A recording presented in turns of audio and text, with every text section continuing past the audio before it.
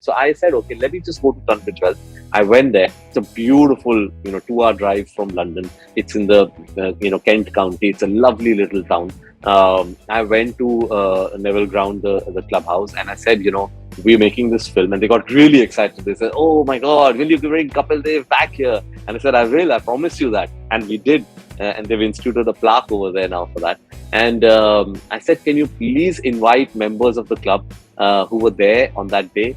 And they said, yeah, sure. They got really excited. They sent out emails, made some calls, and some 20 odd gentlemen came there, Rishi, eagerly, and excited to tell me the story. And that's when the whole thing came together for me. Because I did have the player's point of view. I did have, Sunil Gavaskar or Chika sir, or all these people telling me what they had seen. I had Man Bhai's version. I had Farooq engineer's version. So I did have certain versions, but they were all from the sort of player's perspective, right? From the pavilion's perspective. I needed what was happening around. And one of the first things, the gentleman who came in, he said, I'll tell you all about it. He smashed my windshield. And I said, oh my God, what? He said, yeah. He says he smashed my windshield, and when I ran to get my car out, there was a stampede behind me because everybody wanted to get their car out.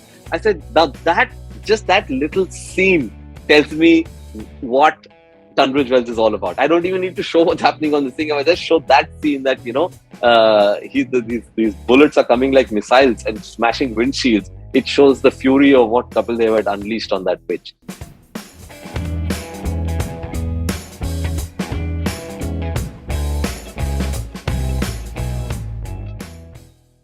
Kabir Khan, thank you so much for doing this. And I have to tell you, what a treat you've given your audiences with 83. How are you doing? How are you feeling? I'm sure euphoric. I'm good.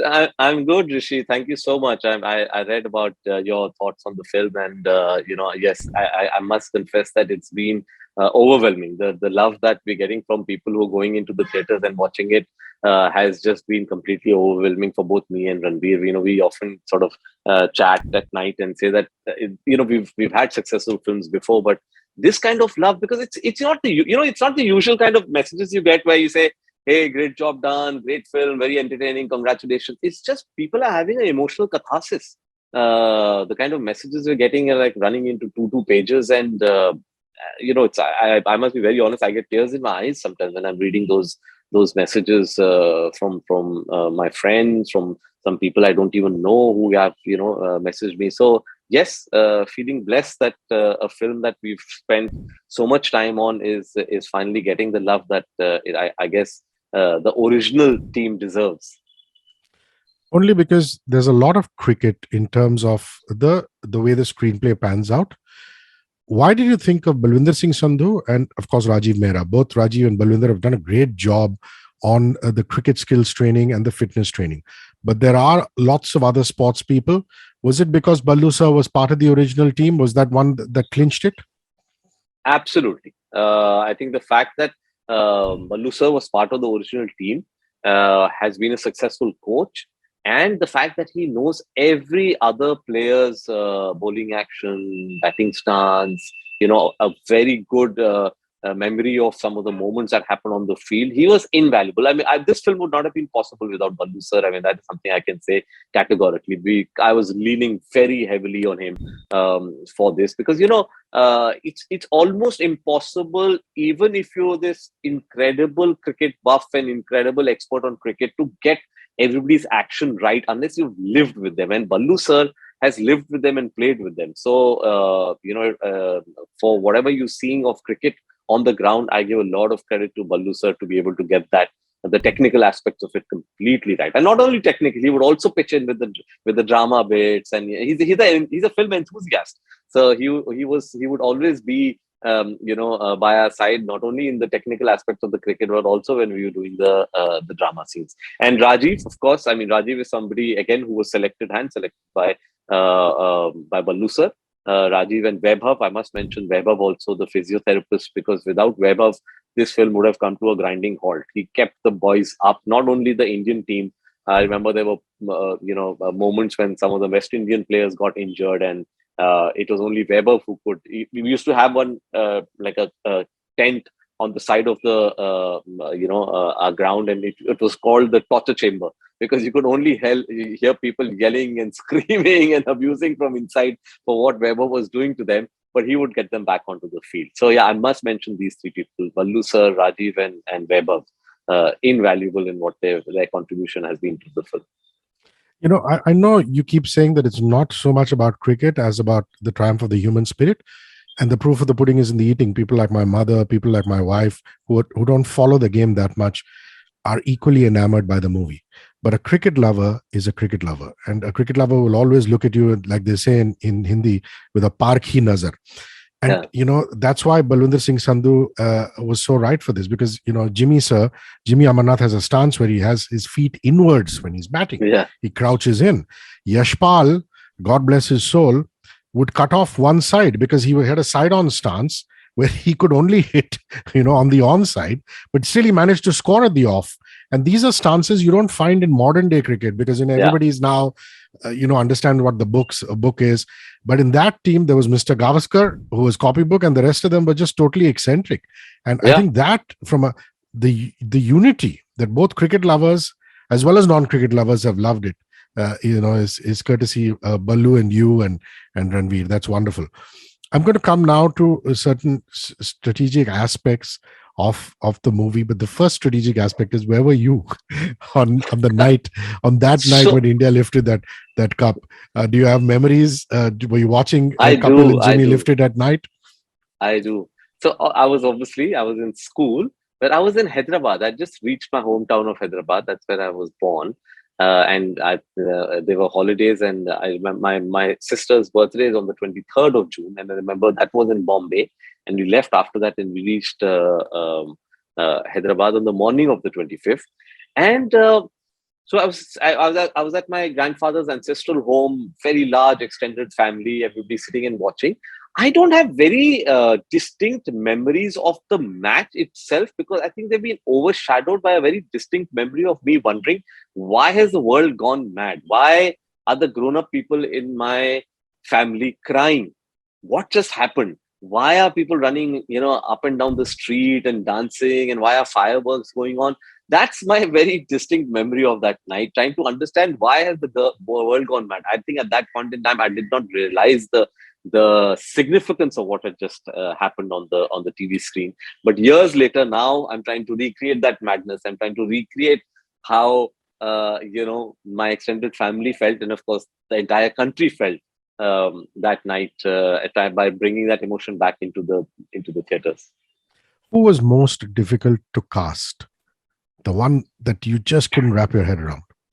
It's a bit of a cliche, but they were all tough, because it's not easy. It's easy to get actors to train for a year and start becoming good cricketers. Like, they all become fantastic cricketers. I used to joke with Ballu sir, itni mehnat kar liye sir, ek IPL team bana lete hain, paise mil jayenge. But I think, having said that, there was some, of course, I mean, Kapil Dev, Ranveer knew he had to do it. So, and we know what Ranveer is capable of. So he said, boss, you just have to now apply yourself and get this done. Train for 5-6 months, 5 hours a day, playing cricket. But the bowling actions that we were not being able to crack for a very long time was Madan Lal and Roger Binney. So they were actually one of the last ones to be cast. Fortunately for us, they are two of the sort of better cricketers of the team. Hardy Sandhu, as everybody knows, is actually played under 19 India, so he was outstanding. But again, I mean, Hardy Sandhu, yes, you wake him up in the middle of the night, he's going to play cricket well. But to bowl and bat exactly like Madan Lal, that was the challenge there. So I think I would say the tough ones were Madan Lal and Roger Binney. But having said that, everyone was a tough nut to crack. Yeah, and I'm so glad it's finally come together, because Rishi, we auditioned more than 2,000 actors for this, because they had to first, the audition was on the cricket pitch. They had to show their cricketing skills. Then they had to go into for the acting auditions. Then they had to do look tests. Then they had to do readings. There were just so many layers of testing, and that's why it took a year and a half, the entire casting process. So really, kudos to Mukesh Chabra for this also. Again, speaking like a cricket fan, Madipa used to run in like a sprinter, faster than the quartet of the West Indians, Yeah. which is, Marshall, Holding, Roberts, and even Croft, though he was not part of this fearsome foursome. Yeah. But he would bowl medium pace, Yeah. which is so cute. He'd run faster than them. And, Hardy got that right, which I think was Yeah. spectacular. Yeah. Another thing which is so, so emotional for me, and that really is the point when I really broke down, is Pankaj Tripathi with his silences when he comes back to get his badge to get into Lords. And in a lot of ways, that was racism, wasn't it? I mean, Yeah. how can you not allow a particular team or a community their right, even in terms of a pass? And they broke the barriers down because of performance. Yeah. And that was so beautiful to see. And it just spontaneously made me cry. Was that an incident that Mansingh told you about?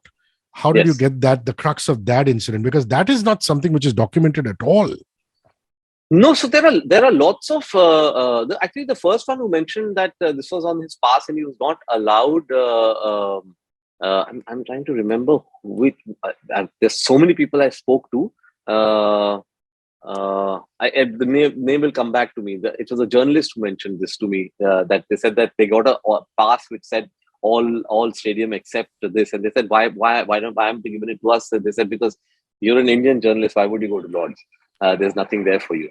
So I'm saying all these moments, like you're saying, that have not been documented, have actually come out from extensive conversations with Mansur, with the players. For example, Mansur. I remember I was, just going through a lot of photographs with him in one book, and I was, every time I would come across a photograph, I would say, okay, what happened here? And sometimes the most beautiful moment for me that came out of those photographs was the team photograph, and all the 8 teams are lined up in Lords, and the photographs being taken from the balcony, and there's a strange sort of Man Bhai leaning over and said, why did you do that, Man Bhai? Like, why? And he said कि अरे मैं खड़ा था, वो अचानक वो 6 feet 3 inch का लंबू मेरे सामने आया, तो मैं बोला मैं कैसे दिखूंगा? तो उन्हें बोला थोड़ा साइड में आ जाओ, मान. And I said, oh my god, what a moment. And I'm so happy that the audience actually literally yells in approval when that shot comes. He says, "Thoda side mein ho jao, Man bhai," and you cut to the real photograph, and he's sticking his head out from behind the tall shoulders of Ravi Shastri. So a lot of this has come from anecdotes with the people which you write are absolutely not documented. There's so much which is not documented. It's funny. I mean, that was shocking for me that so much of the story has not been documented, despite the interest in the story. So especially in India, unfortunately, I think we just have no culture of archiving. So for me, I speak to so many people, and even the journalists who had covered it, the handful of journalists who were there, and they said that we don't have copies of our articles, and ultimately I found everything in the Lord's archives. Fortunately for me, Lord's opened up its gates for us, and they said, okay, you can access our archives. I spent days and days sitting in that archive bringing, and that's where these articles and these little moments that have been recorded in newspapers and magazines, then I got access to. Kabir Khan, That's a treasure trove. Kabir Khan, you don't get enough credit for being a director who executes comedy so beautifully. I mean, all your films have these really funny moments. I think because there's so many emotions in your motion pictures that people forget that you have a fine hold over comedy as a craft. And that scene where Jiva, who's playing Shrikant's character, takes Jimmy Paji and Kapil to dinner to this prospective suitor's house. And it's not about, trying to get lucky. It's the purity of purpose. It's not about cheating on the wife or anything of the sort. It's just for a good South Indian vegetarian meal. And you did that. It was not forced at all. It was just so seamless and beautiful. Did you have to rack your head a lot about that scene, or did you just get lucky with your actors and writing that it just flowed? I think, again, I think the reason why none of it looks forced, Rishi, is because I was very secure in the thought that it's all coming from reality. This is actually what used to happen. They told me that after we won the first game, fans started turning up at our hotel. So we would go quickly, get back from our training. We would have a bath and go and start mingling around. Like today's teams would stay miles away and have bodyguards protecting, right? These guys said we would go mingling around because we were fishing for that one invitation saying, ki, "Arey aap aaiye na khane ke liye." And they would say, "Ha, chalo." So they said the moment we got the invitation, we knew that we are saving 5 pounds of our allowance with each meal. So he said the moment we got 2 or 3 meals free, we could go and buy a pair of jeans for ourselves. And that's what they were. This is the World Cup winning team, and that's how they lived. So I think all that came organically. And yes, of course, I mean, when of course you take certain liberties and create more drama and more sort of humor around that scene. So when I finally did write that, it's all credit to my actors for not only the three players, Jimmy, Kapil, and Shrikant, but also the family. I think they performed it brilliantly, kept it real, and I think that's why the humor really flies. I appreciate the fact that you didn't have enough time. You're already talking about a runtime of 2.5 hours. And there's no question. I mean, you wanted this to be land in England, win the World Yes. Cup. Otherwise, if you go into backstories, it is going to become Yeah. a problem. But I still found that within that constraint, Kabir, another beautiful thing you've done is shown the relationship between Jimmy Amarnath and Kapil Dev. I mean, it's Yeah. a brotherly bonding that can't even be described. Another point that I broke down in the film is when the two just do their laundry together. I mean, I think that's unbelievable for all middle class boys who didn't see massive wealth. I'm sure you and me included. There have been times when we've had to save that extra penny, whatever it is. And I thought I'd like you to talk about that scene and the construct of it. Yeah. Again, it came through a lot of these moments, and as I'm mentioning, has come through random, So you see, the original plays, you have to realize, are not storytellers. So, you can't go ask them a question and expect a story coming out. You have to just spend lots of time with them. And then one chance remark suddenly comes up, and you have to pick on that and say, "Hey, wait a minute, what did he say?" And then he said, Kapil sir said randomly something. कहाँ थे पैसे? मैं तो मेरे को तो कपड़े भी धोने नहीं आते थे. जिम्पा ने सिखा दिया. तो I said, what do you mean सिखा दिया? He said, अरे मेरे को तो आते नहीं था. मैं तो एक दिन जा रहा था because I feel bad that मेरी ट्राउजर लाल हो गई है. तो मैं तो कैप्टन था. मैंने कहा धुलवा के आ जाता हूँ. तो जिम्पा ने बोला यार. And then exactly वो batum those words. कि घर से मनी ऑर्डर आया क्या? So I said, so these are the moments where, you sort of, in the course of a conversation, you pick up on something, then you sort of dive deep, and you get a whole story out. Like even something like Ballu sir, I remember, after 4 months of sitting and chatting with Ballu sir, we were one day sitting and suddenly and I'm looking at the statistics. So I used to look a lot at the statistics of the games and say, why has someone not, because there's always a story if someone has not performed or that somebody has really performed very well. So I would try and dig there. And I noticed that in the semi-finals, Ballu sir's performance had not really been, anything. He hadn't batted and his bowling figures were not very good. So I was just joking with him. I said, Ballu sir, aapne semi-final mein to kuch nahi kiya. He said, हाँ वो सगाई टूट गई थी ना. I said, क्या? He said, अरे वो सगाई टूट गई थी. I said, आपके सगाई टूट गई थी वर्ल्ड कप में? And he said, हाँ. I said, and you're not telling me this for the past four months? He said, उसकी क्या बात करनी है अब? So I was saying, that's how I discovered these nuggets. I said, then I got the whole story and realized that it's such a telling statement that a player who's going to be winning the World Cup in 4 days, his engagement breaks up because the brother of the girl says that I don't think we can afford to keep my sister happy with your salary. I mean, it's such an insight into the ethos of cricket in those days versus what today's youngsters are seeing. And that's why these moments and really that family must be so embarrassed. We don't want to embarrass anybody, but that's life. What can you do? What can you do about it? Apparently they're still friendly. They still know the family. That's sweet. That's sweet. Yeah. Listen, was there a particular reason that you said, let's go into the Tunbridge Wells game, the 175 not out against Zimbabwe? It's surreal because just before watching the film, I had spoken to Tom Curran. His dad, Kevin Curran, was the one who played for Zimbabwe. And Tom is currently the Big Bash. I cover a lot of sport in my shows, that. And I was speaking to Tom about the Big Bash. And I was like, mate, I believe, your dad is represented in this film. And he was like, yeah, okay, I want to see it. And things like that. And you spent a lot of time on that because the BBC had not filmed that particular game because of a strike. Was there any particular reason you did that? Because there's not so much documented evidence, at least the semis and the finals, sports channels keep showing it.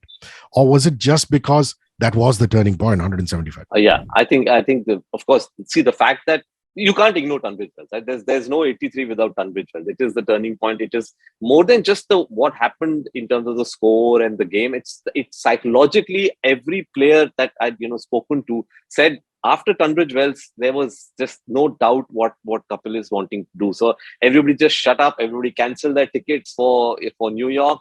And they just realized, okay, this man means business, and we are not getting into any argument with him.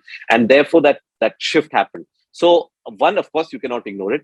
Two, the thrill is that you're recreating it for the first time. Nobody has, this legendary innings that everybody still gets stars in their eyes about. Nobody has seen it except the people who were there. So for me, it was a great thrill to recreate it. Of course, it was a huge responsibility, and at one point I thought, okay, it'll probably be the easiest one because nobody has seen it, nobody can refer to videos. But then I said, no, we've worked so hard to recreate every other inning according to exactly the way it happened. Why should I take liberties with Tunbridge? So I said, okay, let me just go to Tunbridge Wells. I went there. It's a beautiful 2-hour drive from London. It's in the Kent County. It's a lovely little town. I went to Neville Ground, the clubhouse, and I said, we're making this film. And they got really excited. They said, oh my God, will you bring Kapil Dev back here? And I said, I will, I promise you that. And we did. And they've instituted a plaque over there now for that. And I said, can you please invite members of the club who were there on that day? And they said, yeah, sure. They got really excited. They sent out emails, made some calls. And, some 20 odd gentlemen came there, Rishi, eagerly, and excited to tell me the story. And that's when the whole thing came together for me. Because I did have the player's point of view. I did have, Sunil Gavaskar or Chika sir, all these people telling me what they had seen. I had Man Bhai's version. I had Farooq engineer's version. So I did have certain versions, but they were all from the sort of player's perspective, right? From the pavilion's perspective. I needed what was happening around. And one of the first things, the gentleman who came in, he said, I'll tell you all about it. He smashed my windshield. And I said, oh my God, what? He said, yeah. He says, he smashed my windshield. And when I ran to get my car out, there was a stampede behind me because everybody wanted to get their car out. I said, that little scene tells me what Tunbridge Wells is all about. I don't even need to show what's happening on the thing. I just show that scene that, these bullets are coming like missiles and smashing windshields. It shows the fury of what Kapil Dev had unleashed on that pitch. So I had a lot of fun recreating Tunbridge Wells. It's an unbelievable moment. I'm really thrilled the way audiences are responding to that chapter in the film. I think it's the loudest sort of cheering that happens in Tunbridge Wells when Tunbridge Wells unfolds in front of their eyes. And they actually called the mongoose bat Talwar? They did? Huh? Yes. Can you imagine? So, I mean, again, these kind of things where, I'm always referring to it as mongoose bat. And, I whenever I asked Kapil sir, I said, sir, Tanvir, he said, Kabir, मेरे को कुछ याद नहीं है. मैं trans में था. मैं बिल्कुल जोन में चले गया था. मेरे को तो बस ये था कि किसी तरीके से हम लोग 100 पहुंच जाए. मुझे कुछ भी याद नहीं है. So I said, how am I going to get this? And then what I did, I realized is, if I write a scene and I present it to Kapil sir, because I wanted him to, speak it the way he would speak it, and Ranveer wanted to hear that would trigger his memories. The moment you slipped in a scene and said, okay, sir, ye, he said, "Arey, haan, ye maine," and then he said, "Hum usko talwar bulate." So I said, oh wow, that's such a fantastic, filmy dialogue, Yashpal Talwar Nikal. So a lot of these terms, a lot of these lines are actually verbatim what happened in 1983, which came once the players started remembering exactly how it happened, and they would then start telling us. I could go on and on, but unfortunately my time is up. My last question is, how long did it take you to gain Kapil Dev's trust? I mean, forget about commercial considerations and, saying, can we have an arrangement, this, that. You had to get to the core of the man. He obviously trusts you like a brother now, a younger brother. But how long did it take you to break that shield? I think to get him on board was a long process, and that credit goes to Vishnu Induri. I mean, he started 9 years ago, this process, and kept at it when Kapil Dev kept saying, no, it's too early. But thanks to Vishnu, he got them on board. And once I came on board on this project, and I met Kapil sir, I must say that I've never met a more secure bunch of people in my life. Can you imagine, Rishi? They're handing over the crowning glory of their careers to me, and they have the trust in me to say that we will watch it 2 days before the release. We will not watch it before. I mean, I don't Wow. think I will ever be able to experience this ever in my life again, because we know what happens with, biopics and, commissioned films and all. This is unbelievable. The team, I mean, iconic team like 83 says, Kabir, we will watch it 2 days before the release. That is something that I will never, ever uh, be able to forget for the rest of my life. The trust that they put in me. And I'm so happy, so relieved and thrilled that the world is giving the love that we're getting on that film right now, and they are getting that love, which is basically what the film was all about, right? Getting the world to recognize them all over again, recognize their contribution to what they did for our country. Thank you for the joy that your movies bring us, and keep going strong. Much love to you and the family, and hope you stay safe and healthy. Thanks, Kabir. Thank you, Rishi.